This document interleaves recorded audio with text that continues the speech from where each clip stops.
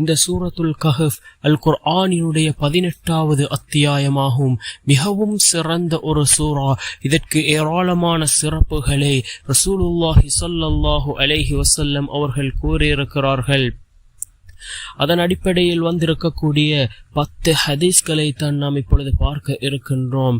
பரா ரலியல்லாஹு அன்ஹு அவர்கள் கூறியதாவது, ஒரு மனிதர் சூரத்துல் கஹஃப் அத்தியாயத்தை அவருடைய வீட்டிலே ஓதிக்கொண்டிருந்தார். அவருக்கு அருகில் நீண்ட 2 கயிறுகளால் குதிரையொன்று கட்டப்பட்டிருந்தது. அதை மேகம் சூழ்ந்து வட்டமிட்டபடி நெருங்கத் தொடங்கியது. அதனால் குதிரை மிரள ஆரம்பித்தது. விடிந்தவுடன் அவர் நபி ஸல்லல்லாஹு அலைஹி வஸல்லம் அவர்களிடம் வந்து நடந்ததை தெரிவித்தார்.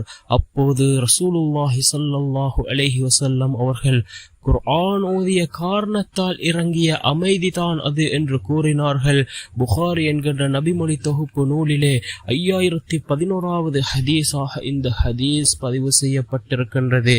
அதே போன்று இரண்டாவது சிறப்பு, ரசூலுல்லாஹி ஸல்லல்லாஹு அலைஹி வஸல்லம் அவர்கள் கூறினார்கள், சூரத்துல் கஹஃப் அத்தியாயத்தின் ஆரம்ப 10 வசனங்களை மனனம் செய்திருப்பவர் பெருங்குழப்பவாதியான தஜ்ஜாலிடமிருந்து பாதுகாக்கப்படுவார் என்று அண்ணல் நபி ஸல்லல்லாஹு அலைஹி வஸல்லம் அவர்கள் கூறிய ஹதீஸ் முஸ்லிம் என்கின்ற நபிமொழி தொகுப்பு நூலிலே 1475வது ஹதீஸாக இடம்பெற்றிருக்கின்றது.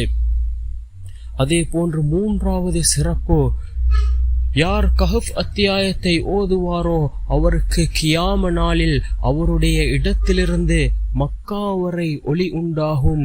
யார் அதனுடைய இறுதி 10 வசனங்களை ஓதிய பின்னர் தஜ்ஜால் வந்தால் அவர் மீது சாட்டப்படாது, அதாவது தஜ்ஜால் தீங்கு ஏற்படாது என்று ரசூலுல்லாஹி ஸல்லல்லாஹு அலைஹி வஸல்லம் அவர்கள் கூறிய இந்த ஹதீஸ் ஹாக்கிம் என்கின்ற நபிமொழி தொகுப்பு நூலிலே பதிவு செய்யப்பட்டிருக்கின்றது. அதே போன்று அடுத்த சிறப்புதான், ரசூலுல்லாஹி ஸல்லல்லாஹு அலைஹி வஸல்லம் அவர்கள் கூறினார்கள், யார் சூரத்துல் கஹஃபின் ஆரம்ப வசனங்களையும் அதன் இறுதியையும் ஓதுகிறாரோ அவருக்கு காலிலிருந்து தலை வரை ஒரு ஒளி உண்டாகும். யார் அதை முழுவதையும் ஓதுகிறாரோ வானத்திலிருந்து பூமி வரை ஒளி உண்டாகும் என்று கூறினார்கள் அண்ணல் நபி ஸல்லல்லாஹு அலைஹி வஸல்லம் அவர்கள். இது அஹ்மத் என்கின்ற நபிமொழி தொகுப்பு நூலிலே 15073வது ஹதீஸாக இந்த ஹதீஸ் பதிவு செய்யப்பட்டிருக்கின்றது.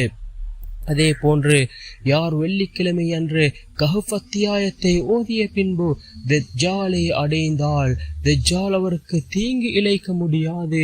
யார் கஹஃப் அத்தியாயத்தின் இறுதியை ஓதுவாரோ அவருக்கும் மக்கா வரை ஒளி உண்டாகும் என்று அபு சயீத் அல் குத்ரி ரலியல்லாஹு அன்ஹு அவர்கள் ரசூலுல்லாஹி ஸல்லல்லாஹு அலைஹி வஸல்லம் அவர்கள் கூறியதாக இந்த ஹதீஸை அறிவிப்பு செய்கிறார்கள்.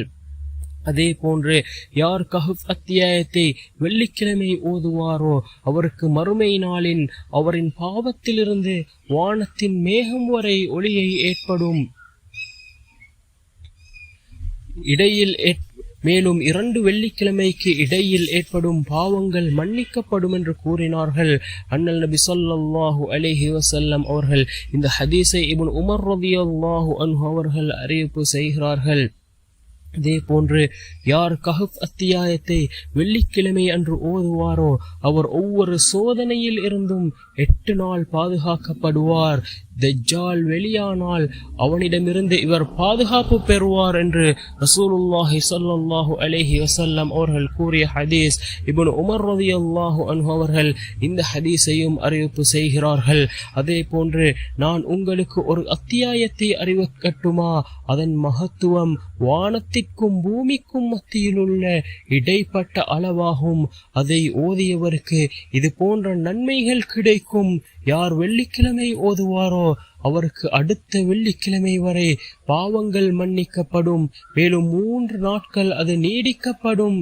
அதை அறிவிக்கட்டுமா என்று ரசூலுல்லாஹி ஸல்லல்லாஹு அலைஹி வஸல்லம் அவர்கள் கேட்டார்கள்.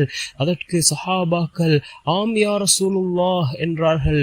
அதுதான் சூரத்துல் கஹஃப் அத்தியாயம் என்பதாக அல்லாஹ்வின் தூதர் ஸல்லல்லாஹு அலைஹி வஸல்லம் அவர்கள் கூறினார்கள். யார் கஹஃப் அத்தியாயத்தை வெள்ளிக்கிழமை இரவு ஓதுவாரோ அவர் ஓதிய இடத்திலிருந்து மக்கா வரை ஒளி கொடுக்கப்படும். வெள்ளிக்கிழமையிலிருந்து அடுத்த ஜும்ஆ வரையிலும் மேலும் 3 நாட்கள் வரை பாவங்கள் மன்னிக்கப்படும். அவருக்காக காலை வரை மலக்குமார்கள் 1000 தடவை பாவ மன்னிப்பு தேடுவார்கள். பைத்தியம், அனைத்து தொழுநோய், அதே போன்று தஜ்ஜாலினுடைய சோதனையிலிருந்தும் காப்பாற்றப்படுவார் என்று ரசூலுல்லாஹி ஸல்லல்லாஹு அலைஹி வஸல்லம் அவர்கள் கூறுகிறார்கள். அதே போன்று சூரத்துல் கஹஃப் அத்தியாயத்தை ஓதியவரை தௌராத் வேதத்தில் அல்-ஹாயிலா தடுப்பு என்று அழைக்கப்படுகிறது. ஏனென்றால் அவருக்கும் நரகத்திற்கும் மத்தியில் திரையாக அது அமைகிறது என்று ஒரு ஹதீஸ் இடம்பெற்றிருக்கின்றது. அன்பார்ந்தவர்களே, அல்லாஹ்வின் நல்லடியார்களே, இவ்வாறு ஏராளமான சிறப்புகள் இந்த சூரத்துல் கஹ்ஃபுக்கு கூறப்பட்டிருக்கின்றது. அல் குர்ஆனினுடைய 18வது அத்தியாயம் இந்த சூரத்துல் கஹ்ஃப். இந்த சூரத்துல் கஹ்ஃபிலே அல்லாஹ் அந்த இளைஞர்களுடைய ஒரு சம்பவத்தை கூறுகிறான். அதாவது குகைவாசி இளைஞர்கள். இந்த குகைவாசி இளைஞர்கள் எந்த அளவுக்கு சிறந்தவர்கள் என்றால், அந்த குகையினுள் அவர்களை அந்த எதிரிகள் துரத்தி வருகின்ற பொழுது அந்த குகையினுள் இருந்த அந்த இளைஞர்கள் ஒரு துஆவை அல்லாஹ்விடம் கேட்கிறார்கள். அந்த துஆவையும் அல்லாஹ் இந்த சூரத்துல் கஹ்ஃபிலே குறிப்பிடுகின்றான். எவ்வாறென்றால், அந்த இளைஞரை கிட்டத்தட்ட 300 வருடங்களுக்கு மேல் அல்லாஹ் அந்த குகையினுள்ளேயே உறங்க வைக்கின்றான். அந்த அளவுக்கு சிறந்த ஒரு துஆ, அல்லாஹ்வினுடைய உதவியை பெற்று தரக்கூடிய ஒரு துஆ.